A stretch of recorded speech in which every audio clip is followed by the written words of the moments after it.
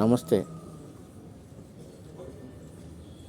ఆంధ్రాలో ప్రజలకు విశ్వాసం తక్కువ, మొక్కకు విశ్వాసం ఎక్కువ అనేసి ఇతర పార్టీ ప్రాంతీయ పార్టీలు ప్రశ్నిస్తున్నాయి.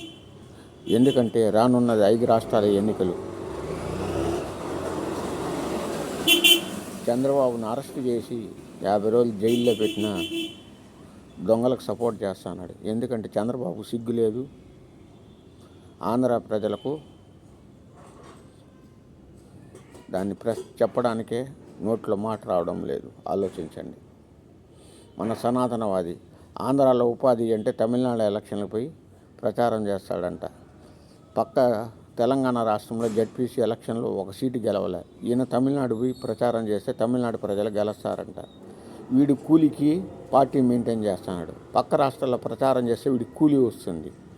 దానికోసమే వీడు డ్రామాలు ఆడుతున్నాడు. ఇక్కడ సనాతన ధర్మం అంటాడు, ఆ ధర్మం ఈ ధర్మం అనేసి ప్రజల్ని చంపేస్తున్నాడు. 30 లక్షల మంది ఇండియాలో ఆడపిల్లలు చనిపోతే దాని గురించి మాట్లాడాడు. పక్క రాష్ట్రాలకు వెళ్ళి ఎలక్షన్ ప్రచారం పోతాడు. ఎలక్షన్ ప్రచారం పోతే కూలీ ఇస్తారు. అక్కడ సిగ్గులేని జనం అని పక్క రాష్ట్రంలో తిడుతున్నారు. చంద్రబాబు కూడా అదే పరిస్థితుల్లో అదే దోవలో ఉన్నాడు.